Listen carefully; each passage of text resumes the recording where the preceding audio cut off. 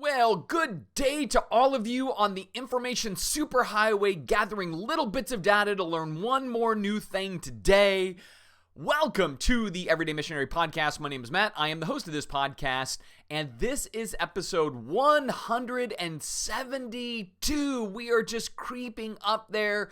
Somewhere in 2021, we'll hit 200, and then after that, we'll see where things go. I'm trying to decide, do I do the podcast forever? Do I shift it into doing something different? Do I start a second podcast? Just so many options, because I'm finding so often that there are topics that I want to deal with that probably don't fit into the everyday missionary theme, but would be kind of fun in a different sort of way, and so I'm all up in the air and everything else. But right now, we're at 172. We've got plenty more to go before we get to 200, and I am sure by the time I get there, I'll be like, let's just keep doing the Everyday Missionary, and I'll just start a second podcast, because why not? I am full of words, as some people would say. So, fun fact, what you might not know is around the house, I'm actually very quiet. In my regular private life, I don't use a lot of words. I prefer kind of quiet. I am not a small talk person, kind of oddly enough, but you give me a monologue, you give me a microphone, and suddenly I have plenty to say. So it's a very strange thing. Sorry, that was a rabbit trail. It's not why we're here today for this podcast. Instead, we are here for something, and I'm sure you're so eager to know exactly what we're going to talk about and where it's going, because you read the title and you said, what? What is he going to talk about? Well, the title of the day is Strip Clubs for Jesus, because I'm starting to realize that if we're going to reach the world, we need to do things exactly like the world does. All these old tactics, old hat, man, they're not going to work. We need to just simply realize that to reach the world, you've got to be the world. And that's the only way you will touch the world with the message of Jesus. You need to open strip clubs. You need to be known for protest. You got to look as earthly as you can to make the point that Jesus really matters and life is better with him. Now, at this point, you're going, I know that's not what Matt's thinking, but clearly he's titled that as he has, and he's already made these statements. So what exactly is this about today? Well, I know some of you are more news junkie-ish than others, and then some get your news from outlets where you may not have seen these stories, and others you might have had your news outlets come across these. But it was interesting here in just the last week or so, some of these articles were coming out about churches in California that decided to redesignate themselves as strip clubs because, as the narrative is gone, according to the state of California, strip clubs are considered essential businesses, therefore they could open, where churches are not essential and they must remain closed. And then from that, these two churches in particular decided, well, we're going to then rebrand ourselves as a strip club, a family-friendly version of that, and then we're going to open our doors under the auspices of being a strip club, of course, with no actual strippers, and we'll just do church like normal. Now, the pastor's going to come out and peel off maybe an article of clothing or two to some kind of risque music, and it's going to be funny, and everybody's going to laugh, and it makes the point of the hypocrisy of the California governor, and that's how it's going to go. So that's how this has sort of been understood by people. Now, from this, I want to do a couple of things. First of all, I want to see if I can kind of walk us back a little bit and say, here's actually what happened in California, because that's number one, because anytime we as Christians misrepresent a person or a policy or a leader, that's called slander. And so I want to make sure, first of all, that there hasn't been slander, because if there is, then it's not really great for Christians to slander somebody to make their point. So that's point number one.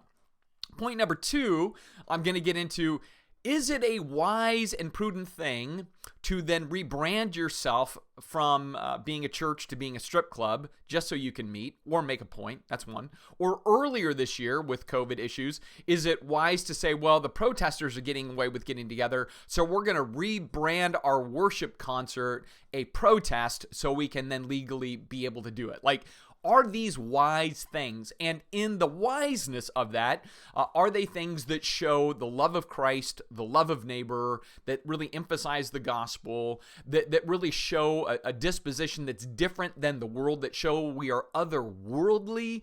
Or are we just being as worldly? And maybe even worse than that, we're being a little bit of the kid on the playground that's either the tattletale or constantly pointing out how everybody isn't keeping the rules, right? So that's what we're going to kind of try to cover today in some little nugget. And then I'm going to press it right back into 1 Peter, which to me has been the go-to letter of the New Testament during this time of COVID. I keep going back to that going, What does it tell me to do? Not that I have to like what it says, but again, I have to believe that if we're not different than the world around us, then you know what? Who cares? Let's just all ditch it, kick it to the side. Christianity is no better than every other global system and be done. But if we're distinct and we're different and we follow Jesus and we think it matters, then it means I do what it says, even if I don't like to do what it tells me to do. That's always going to be the rule, right? So that's kind of the agenda today. This might turn into a rant-a-thon by the end. I don't know. I don't have any particular roadmap to go through this. It's just something I've been kicking around for the last couple of days and trying to understand a bit better. So that's kind of where this is all going to be going, and where it's hopefully at some point it's going to conclude and we're going to be like, okay, that's what Matt is getting at. Now, let me go back again to the actual churches that are involved. So this is Awaken Church and God Speak Calvary Chapel, two different churches. They both went down the road this last week of saying, you know what, the state of California is hypocritical when it comes to strip clubs versus churches. And let me tell you in part why I'm addressing this. One of the examples I have used now for months with people, and I think occasionally in podcasts, is they said, listen, right now, all kinds of secular things are just as closed as churches.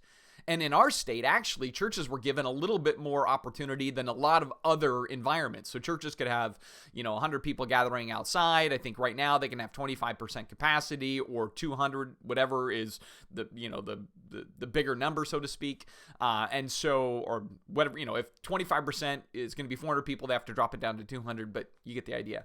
So here in Washington, we've actually had some very unique concessions for churches that a lot of other organizations did not receive. So strip clubs are not open in Washington state, but churches are. Like, that's what's going on right now. And so, but I'd said, hey, the day that strip clubs can open and churches can't, then that seems to be persecution. That seems to be a problem. That's a bias that we should address. Well, that has finally happened in California. Kind of. I'm going to say kind of, because the dynamics in California are unique.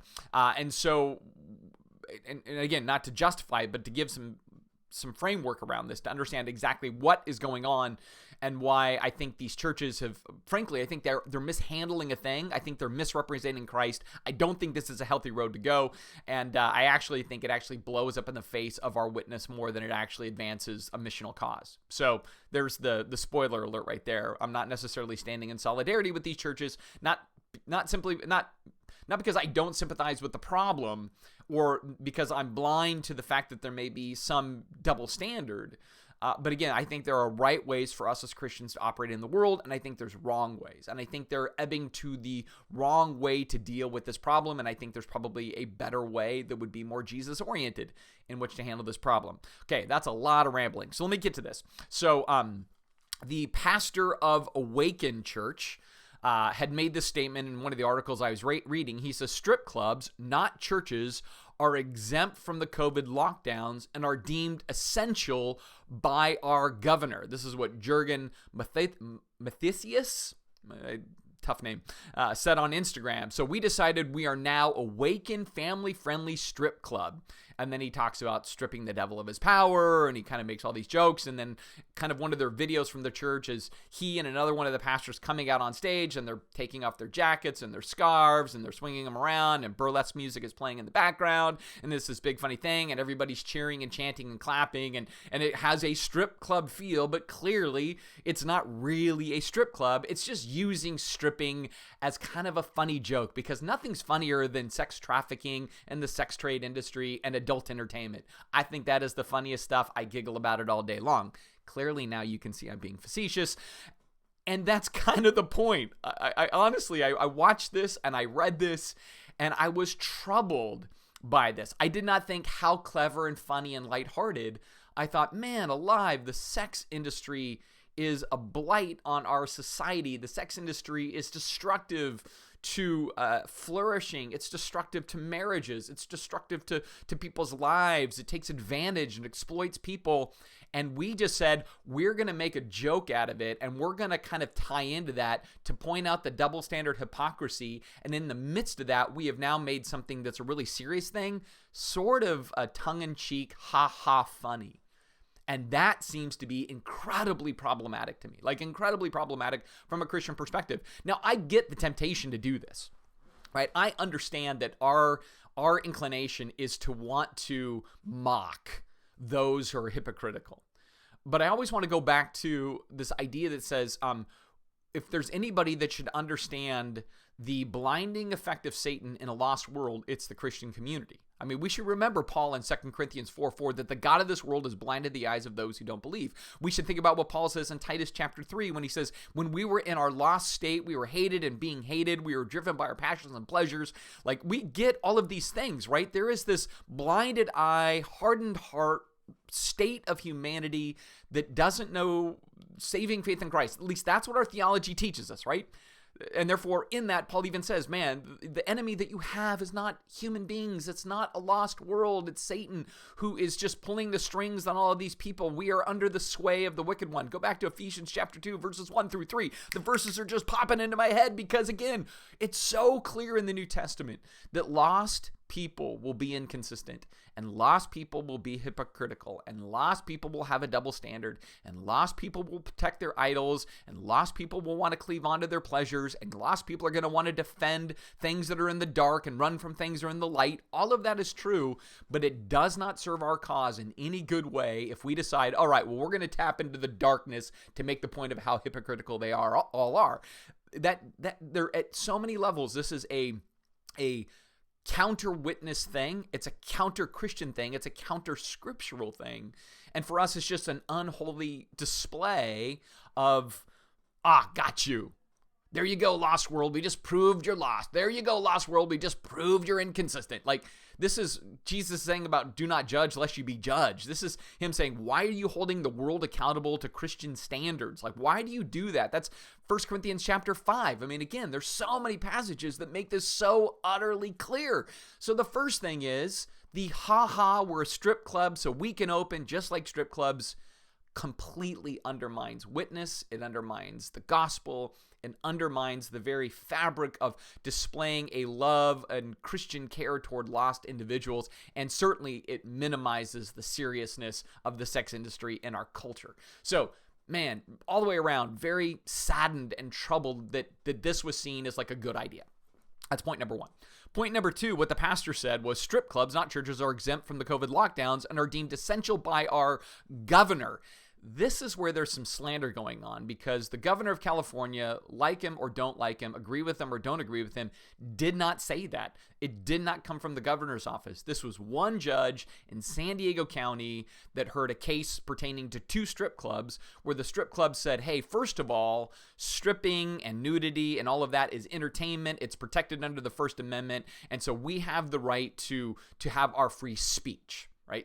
And again, I look at that and I go, yeah, I've always been bothered by the fact that pornography is protected under the First Amendment, but that's the case they made. The second part of their case was that, and these lockdowns are putting us in financial jeopardy. We will come to financial ruin. And so based on our First Amendment protections, and we're saying that, you know what, you're violating our First Amendment and it's putting us at financial risk, we believe we should be allowed to open. And so one judge in San Diego County said, all right, I'm going to go ahead and say you can, though that also has some further issues for cases, or that case is going to be heard in more detail. It was going to be later in November. I don't know if that got pushed in December or not. But it was one judge in one county. It was not the governor of the state. And therefore, this whole thing is still a bit up in the air. And then lawyers for some churches actually looked at this case and said, this is really good because in the end, if it's decided that these organizations, these strip clubs, can in fact be open during the lockdown for the First Amendment, then that's a very easy case to make for all churches in California. And so this was kind of how it was understood, like, hey, this is in some weird sort of way, if strip clubs are going to be allowed to open, when we go to court more fully for churches, then hopefully churches are going to be allowed to open too. So we just got to have that tried in court. And that would be the proper process for this. In other words, it's not the job of individuals or organizations to say, well, because a court ruling ruled in favor of this group, I'm going to automatically redesignate myself to be a part of that group so I can get their allowances. See, what should have happened with Awaken Church or Godspeak Calvary Chapel is they should have said, okay, we're going to go to court. Our lawyer is going to use the precedent of this one judge in San Diego County, and we're going to then apply that to us to see if churches can open too, not churches we rebrand as sex trade industry establishments and then open his churches. Like that's just a silly shell game, right? And even in that, there's a certain level of dishonesty in that. There's a certain level of, just kind of like, we're going to fake it this way so we can get ultimately what we think is right and what we want. And that's problematic. Now, the pastor of the other church, Rob McCoy, he just simply said, this whole thing is insane, right? He says, cannot America see the hypocrisy and the stupidity of all of this? These rules are tyranny. Now, again, I could probably sympathize a little bit more with Rob McCoy of Godspeak Calvary Chapel than I could with the pastor at Awaken Church. But even in what he says, right, when he says this is stupidity, this is tyranny, like these are hyperbolic words. Like I look at other parts of the world and I go, that's tyranny.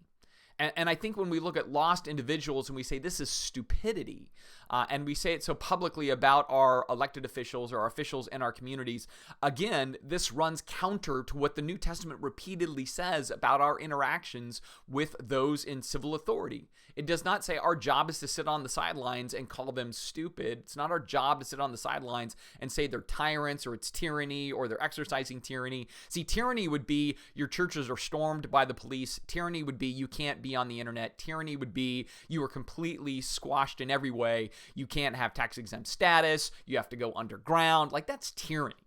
And so there is this kind of the sky is falling tone that comes sometimes from Christian leaders, and all the more that doesn't help. It just sends this message that we're alarmist, we're not calm, we're more worried than we're faithful, we're calling names as opposed to we're praying for those who may stand against us in some way. I mean, again, the New Testament is so clear on how we deal with those who are against us. First of all, Jesus is like, if you signed up to me, you signed up to opposition. And when you signed up to opposition, you also signed up to do good, to pray, and to bless those who are against you. So that does not solicit in my mind calling them tyrants or stupid.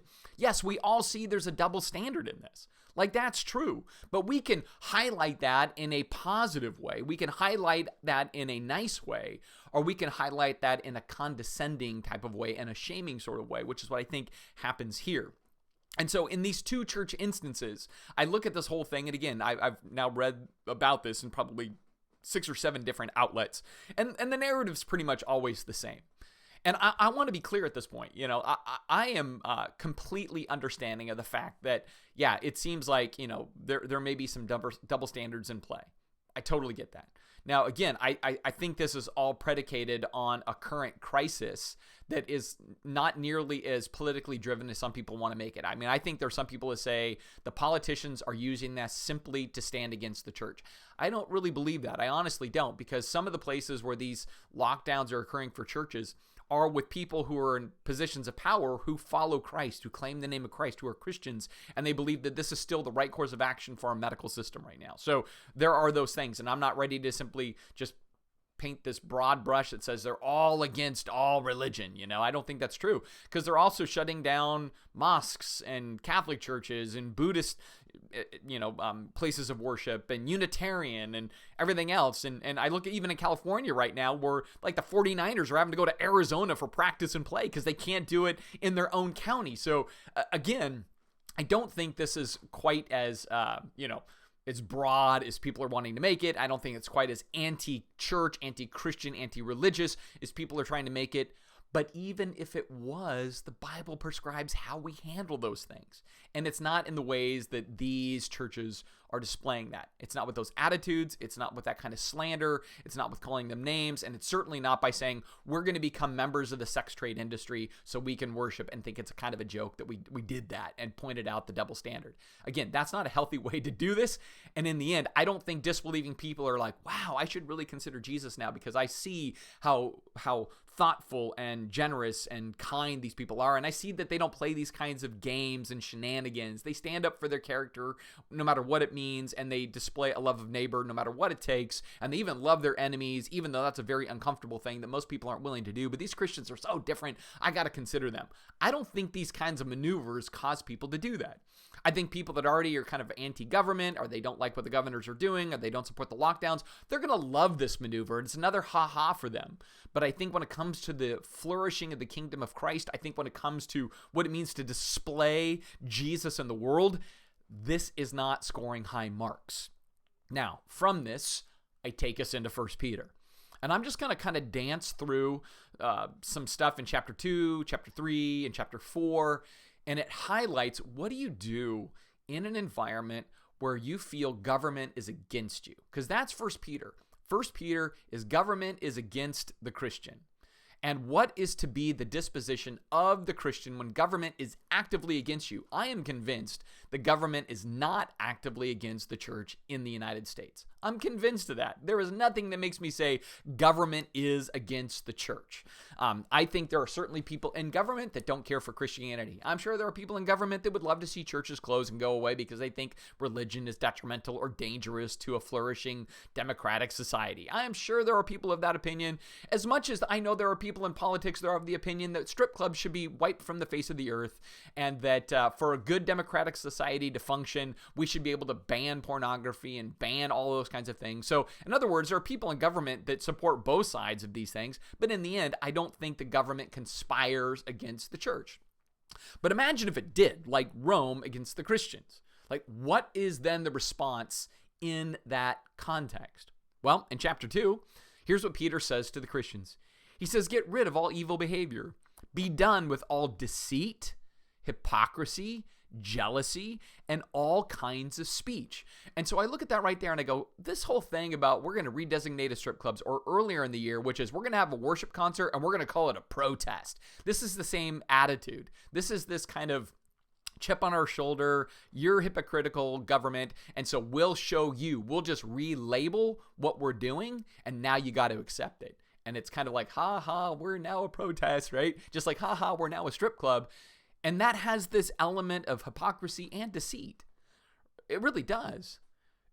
It would be better if you say, we're just going to be a church. We're not trying to be, all loud about it. We're just going to be a church. We're just going to be a concert. Come arrest us. That's great. That's what Christians have done for most of Christian history, is we break the law and we take the consequence. Not we break the law, but then we change our designation so it looks like we're not breaking the law, so we don't have to face the consequence. No, Christians just took their consequence with joy, with peace, loving those who were causing them to suffer, loving their persecutors in the midst of that. That's what changed the world. It was Christians willingly laying themselves down and not fighting in that environment, right? That was the difference. Showing love to unlovely people. That's what changed the world.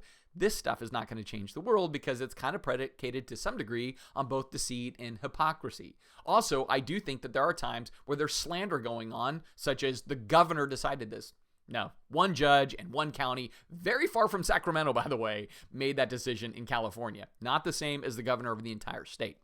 So, which is why then other parts of California are kicking out their football teams to have to go to other states because they're not even allowed to practice together.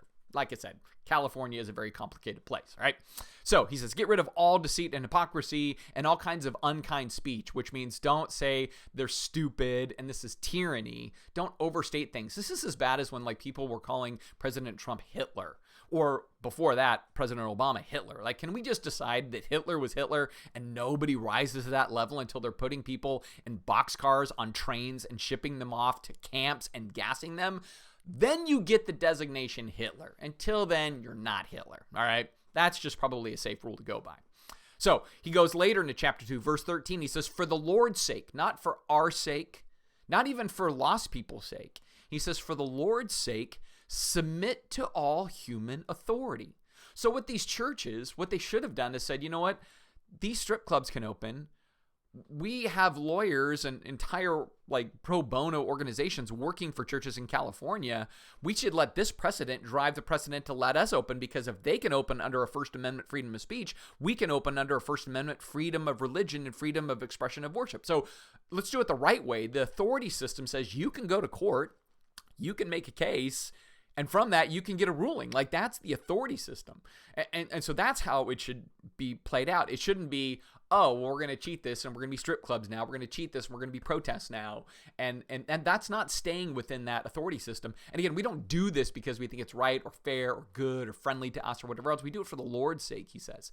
For the Lord's sake, submit to all human authority, whether it's the king as the head of state or officials that he has appointed. For the king sent them to punish those who do wrong and honor those who do right. Then he goes on to verse 15. He says, it is God's will. So again, he keeps putting it on, this is what God wants of us, right? So God trumps the Constitution. God trumps the First Amendment. God trumps state laws. God trumps my rights. God trumps my freedoms. In fact, that's what Peter says. You're free, but you're a slave, bro. We'll read that in a minute. So he says, in this, it is God's will that your honorable lives should silence the ignorant people who make foolish accusations against you. Yes, you are free, yet you are God's slave. So don't use your freedom as an excuse to do evil. Yes, they were free to call themselves a strip club. People were free to call their Christian concert a protest. But, man, you know and I know that's playing a game. Again, I keep using the idea of a shell game. It's a shell game to make a point, and it seems kind of being difficult in the process. Like I'm being a punk as I make the point. And I go back to, I don't know about you, if you're won over by punks who hold an opposite view of you, awesome. If you're a very conservative person and your favorite liberals are the punk ones that do these little snide comments and you're like, I'm mostly won over to their point of view by their being punks, you're a very unique person. I actually find for the most part is if somebody's on the other side of an issue from me, the ones that I listen to the least are the punks, and the ones that I listen to the most are the gracious ones.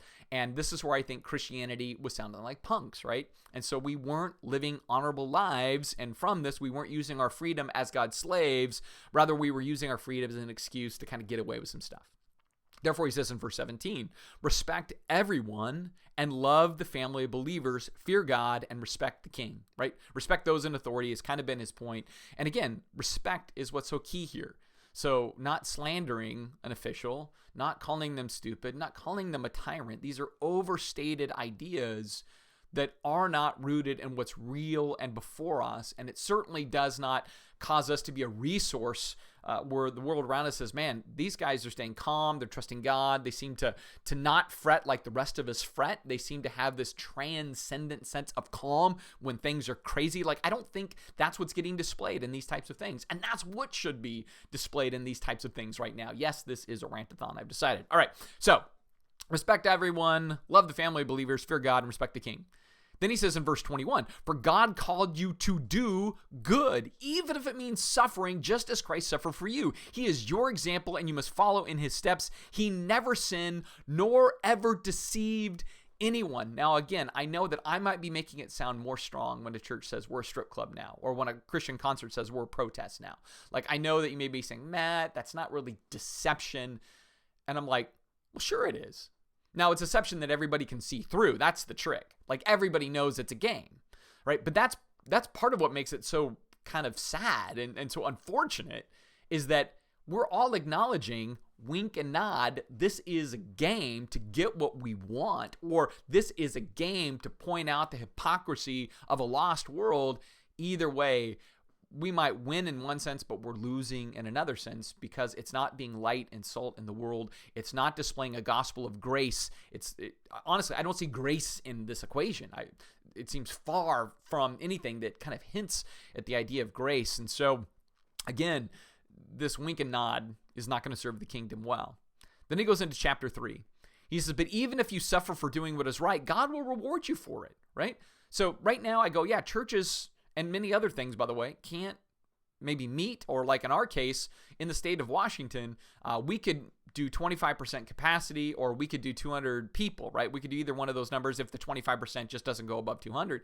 We could do that, but we meet in a public school, so we don't have the option necessarily to meet. Our building that we use for midweek stuff and we film out of, our 25% capacity is 11 people in the building, and we're not going to start saying, you know what, we also think fire codes are stupid, so you can't keep us from meeting, so we want to put 200 people in our little teeny building that only is rated at 44 because, that's dumb, and we don't care if there's a sprinkler system because that's just government tyranny holding down churches from being able to gather. You mean we have to have a sprinkler system before we can have a group that big? You mean we have to get new occupancy levels passed before we can have a group that big? That's just more government holding us back. Like, we wouldn't say any of that. We're like, it just is what it is. We can only have 44 people in the building normally. Now we can only have 11. We can't have church down there. It's what it is. We can't meet at the high school. It's what it is. And so, yeah, as a church, we're suffering in some ways right now. But we want to suffer well. We want to be inconvenienced well. We want to still kind of display the heart of Christ to our community, even though we have some inconvenience at the time. And I would say what this is more than suffering is some inconvenience I know I don't enjoy it.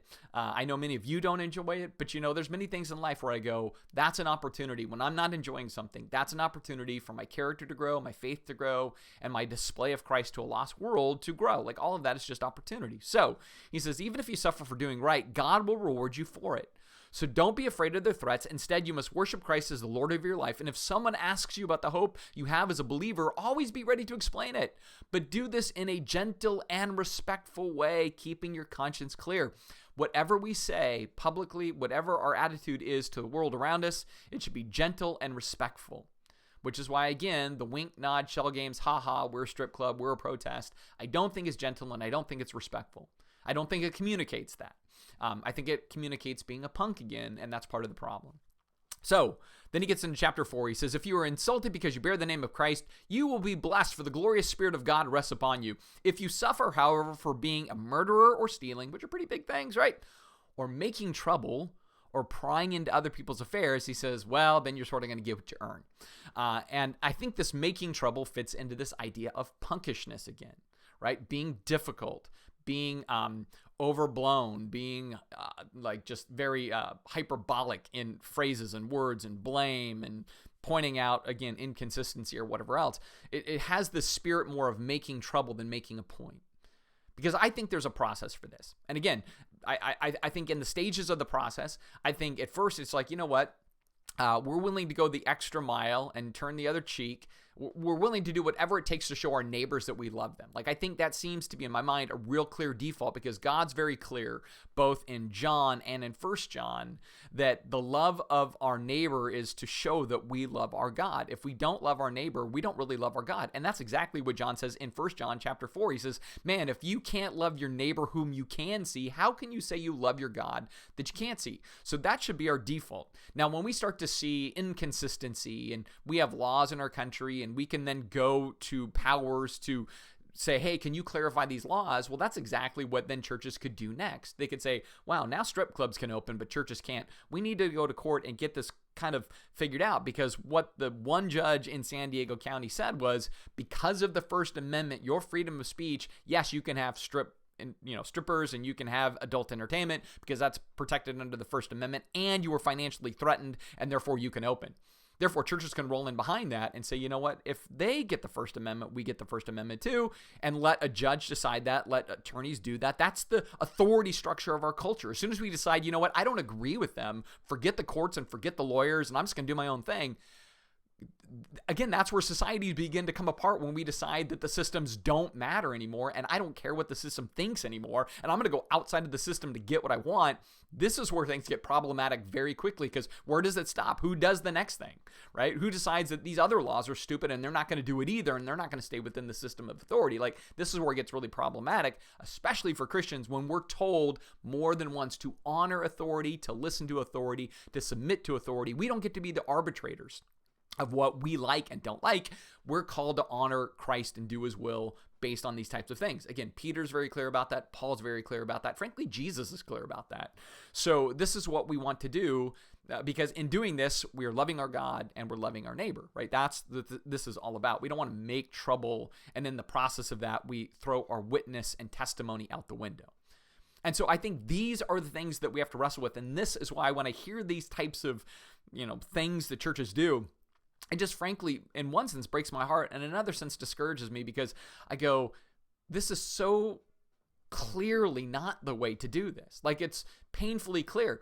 And for church leaders in particular, it's uniquely clear that there is a right way and a wrong way. We're all reading the same Bible, and this is not like super debatable stuff. If it's debatable because I'm grabbing, again, the Constitution, or if it's debatable, it's because I'm bringing in my American kind of independence and saying, you know what, I'm gonna push that against the scriptures, push the scriptures out, and I'm gonna fight for what I want and what's right to me, and that's it. But again, that's not to show Jesus. In fact, even as I was looking at what the strip clubs were arguing in their case, it wasn't just First Amendment, but it was also financial risk, that they were going to go under if they weren't allowed to open. And I thought, I hope churches aren't coming and saying, you know what, we'll financially go under if we're not allowed to open. If their case is connected directly to the way the strip clubs handle it, if we're saying First Amendment and money, again, Jesus is really clear that if money is what motivates us, if money creates our fear mechanism to kick up, if we're fretting about our financial future as churches and church leaders, then our faith is in the wrong place. Our focus is in the wrong place. And again, Matthew chapter 6, Jesus is really clear. There are two gods always contending for your loyalty. And see, what I do know as a church leader is that many church leaders have pushed to open much in part because of giving.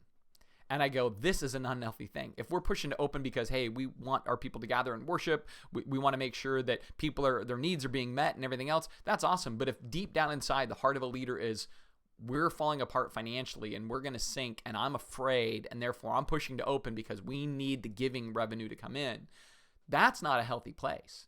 God may have something to teach us in our poverty as churches. God may have something to teach us when we're hurting financially. And I don't say that like I've mastered this thing and I don't worry about those things. What I'm saying is I confess my sin of worrying about those things. I would certainly not want to cloak my sin under other auspices and fail to acknowledge the reality that, hey, when I fear things because of a monetary repercussion, that's me not trusting whatever God has for me. Doesn't mean he'll bail me out. It just means he has something for me and something for me to learn. And so all of this in my mind maybe flows back to being an everyday missionary, which I think when we are at our best is when things are at their worst. I think when we are at our best to share our faith, it's when we are under strain and pressure, when the world around us feels like it's against us, and our response is love and kindness and forgiveness and compassion. When we respond saying, I trust you, God, and I'm not going to retaliate, and I'm not going to be a punk, and I'm not going to be difficult, and I'm not going to call people names, and I'm not going to talk about how this is tyranny, and this is evil, and this is wrong, and I'm not going to do that. I'm going to show this calm, this contentedness, this peace that is unlike anything this world can fabricate or provide. In fact, that's what I think this entire time has been highlighting for me more, that we almost think that we're at peace when our economy is stable, when we're allowed to do what we want. And I go, that's world peace. That's the earthly peace. That's not the peace of Christ that surpasses understanding. That's not the peace of Christ that steps in when life is chaotic. No, what we're saying is I need life to not be chaotic for me to have peace. If we don't have peace right now in the chaos of our world, if we don't have peace as we are struggling financially or medically or whatever else, then that's because we're just not close to Christ, right? That's a problem of our proximity to God on a daily basis. That is not blame government, blame states, blame whatever. That's blame us for being distant from God to such a degree that we don't have peace. And if we don't have that, what do we have to give the world? What do we have to offer? Probably very little. And so, yeah, I'm a bit passionate about this one. And I know some of you are going to disagree from the start, and you're going to probably say, no, I think the governor's wrong, and this is tyranny, and this is all the... I understand. We all have our emotions in this. We all have our frustrations in this time. I know I do as well. I know I don't like looking into cameras to do Sunday messages. I know I don't like not seeing people. I know I don't like not even being sure who is and isn't a part of our church. I know I don't like having to try to help those on one side of an argument and those on the other side continue to love each other when they're very, very vocal about their opinions. Like, I don't like any of this either, right? I get that. But here's what I worry about more as a pastor, and that is that we start to look just like our world. And some of you may be surprised by that because you're like, Matt, you're sometimes edgy, you sometimes do things, and maybe in that I've got some hypocrisy and I have some things to grow in as well. But I look at these real big tier things like us being otherworldly, us displaying a peace and patience and kindness and joy and love that is brought on by the Spirit. I go, those things matter. And if those things aren't seen and heard, and instead we're doing things like protests and strip clubs in the name of Jesus to get what we want and to point out the hypocrisy of a lost world, then we have lost our standing as missionaries. We're now just sitting here with gavels and yellow flags and whistles and striped shirts, and we're calling fouls, and we're not putting points on the board. And I think it's more important right now in this time to be putting points on the board for Jesus than pointing out how people that don't know Jesus don't make sense. That doesn't help. And so my challenge to us is to rethink, to recalibrate, to think about all of this in a different light, to not play the games, not have the shenanigans, not have the wink and nods, not do the shell game, right? Be upstanding, upright, thoughtful, using words that are not meant to inflame, but rather to kind of quench the flames, that reach across an aisle, reach across a difference of opinion, and loves the person on the other side. Because again, at the end of the day, they're not the enemy. They are not the enemy. They are not our foe. We should not be standing against them, but rather we should come alongside them with this good news of Jesus, with this heart of the kingdom, with this message of hope, with this sense of peace and calm and trust in God's provision, where we know that Jesus reigns. It's not that money reigns. We know that Christ is supreme. It's not that our desires, opinions, or freedoms are reigning as supreme. And when we do that, when we live that, that is when we will be just unbelievably effective everyday missionaries.